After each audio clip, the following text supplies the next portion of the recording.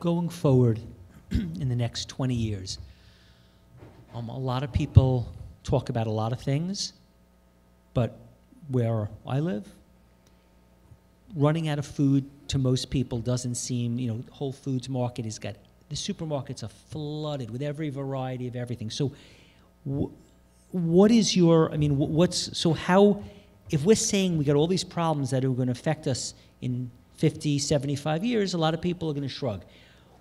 How imminent is it that all these different things will actually reach us and affect us? Because as long as, if someone has a bad crop, we get from somewhere else. So to most people, they're saying, so you don't grow corn there, you get it from somewhere else.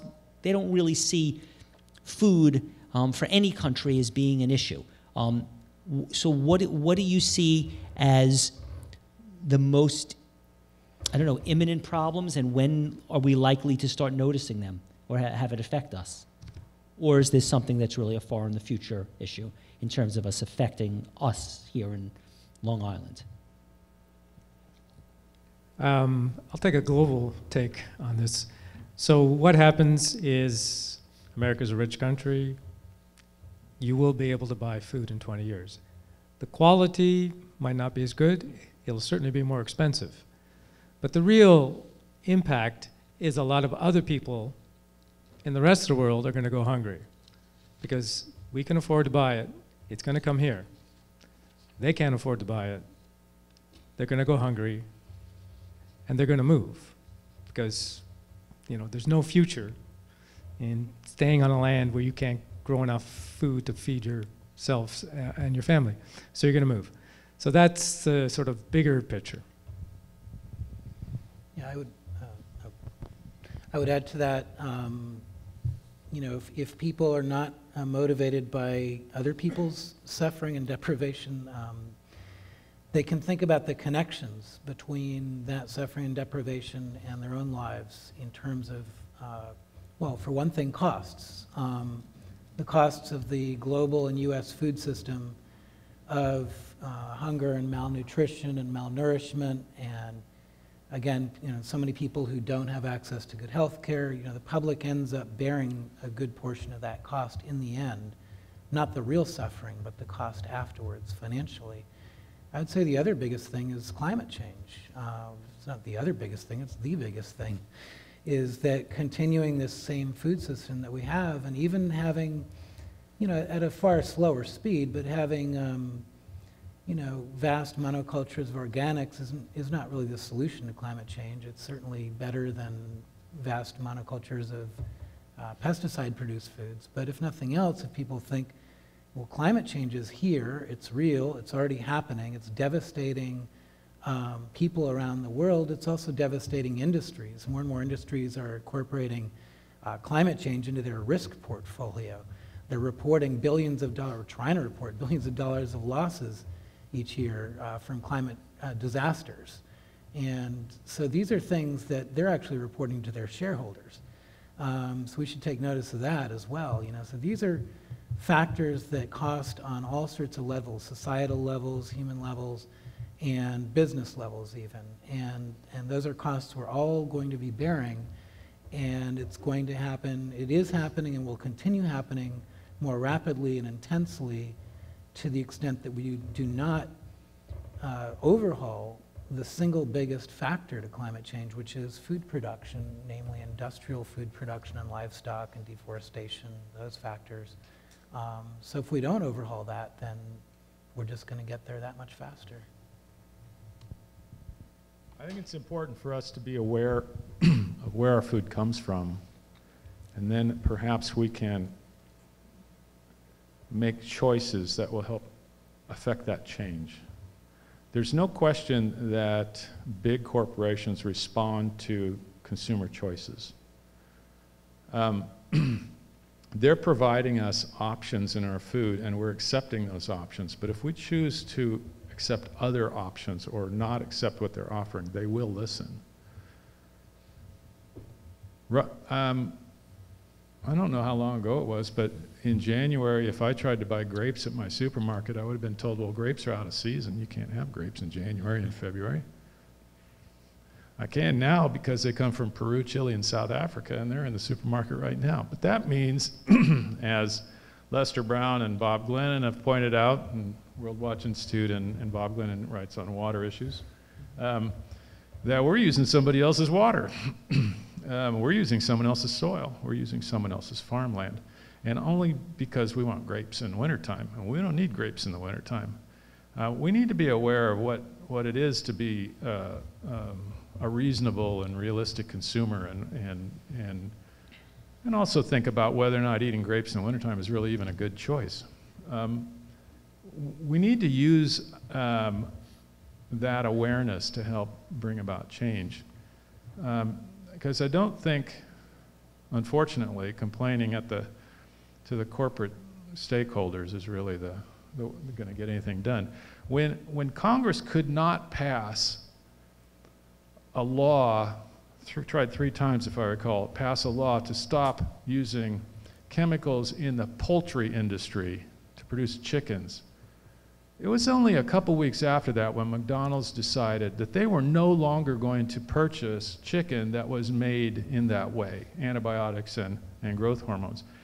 McDonald's can make that decision, but Congress couldn't make that decision. And overnight, the poultry industry cleaned up its act. Overnight. But McDonald's didn't do that because they love chickens.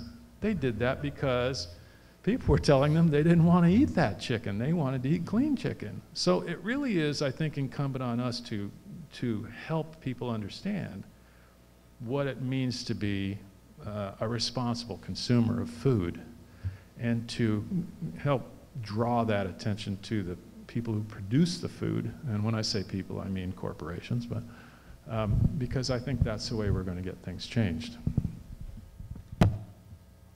We've been speaking about how pests are adapting to chemicals and how this is a problem.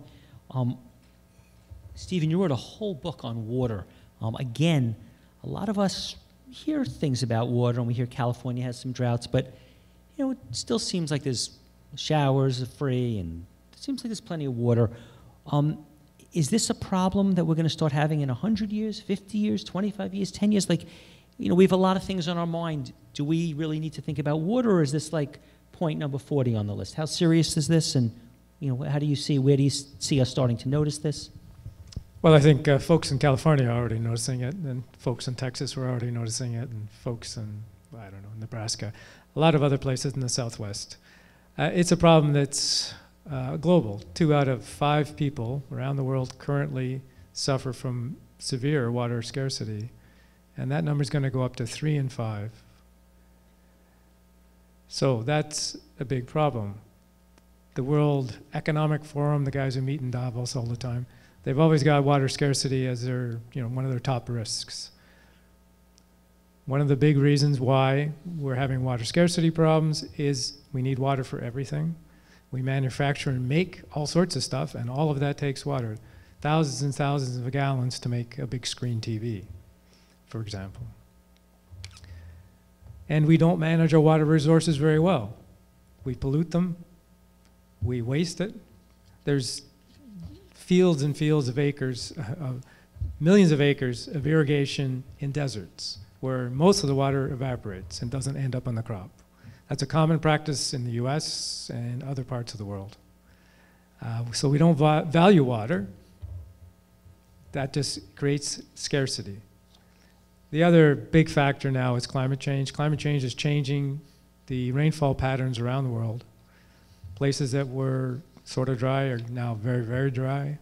That's the future for much of the western US. And other places are getting too much water. So given those factors, we have to change the way in which we manage and use our water, or this problem is going to spin out of control for most of us around the world. Just to clarify, we opened this conversation and you said that a cow or meat, a cow uses a lot of water to make it. If we don't eat cows, if we say I won't eat any beef, I'm strictly going to have eggs, milk, chicken, and some pork, is that much better for water? Well, beef is definitely the biggest consumer of water, so If you have to eat meat, then yes, you can eat chicken. Chicken is a lot lower in terms of its water use, but nowhere near what a vegetarian diet would be. As I said before, 10 times as much water for a meat calorie than for a calorie from vegetables. How about fish? Fish, if you're talking about ocean fish, seawater, then of course they're not using any water at all. Aquaculture, aquaculture recirculates a lot of water. So truthfully, I'm not sure how big the water footprint is for a farmed fish, say a tilapia, from a freshwater system. I'm going to add something real quick.